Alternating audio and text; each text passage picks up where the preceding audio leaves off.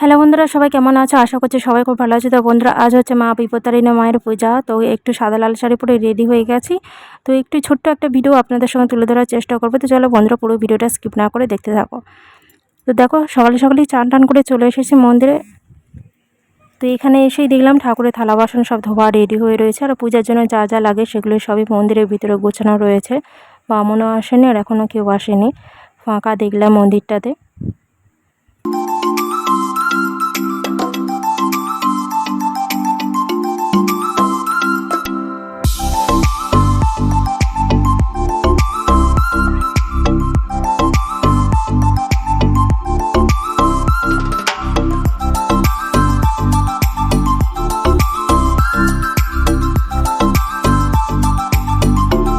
দশটা বাজে গুছিয়ে নিয়ে চলে আসলাম, এসে দেখছি ফাঁকা, বামুনও আসেনি আর কেউই আসেনি। প্রথমে আমি একা আসলাম।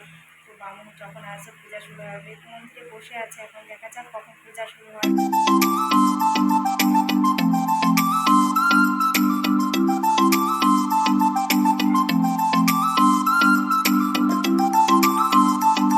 তো বামুন ঠাকুর আস্তে আস্তে আমরা পূজার জায়গাটাও শুরু করে দিয়েছি। এদিকে আমি চন্দন ঘষতে বসে গেছে, আর একজন চলে আসলো, সে প্রদীপটা গুছাচ্ছে। এরপরে একে একে সব কিছু ফল ফল কেটে সব কিছু রেডি করে রাখবো। বামুন ঠাকুর আসলে পূজা শুরু হয়ে যাবে। তো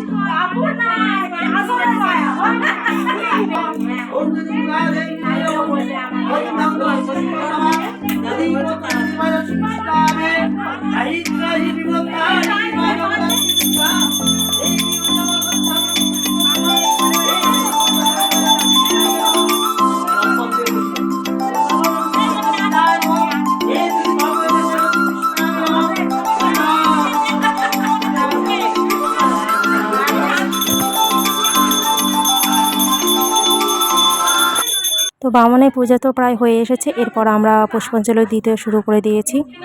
তো পুষ্পাঞ্জলির পরেই তারপর ব্রত দিয়ে দিবে, সবাইকে প্রসাদ দিয়ে দিবে।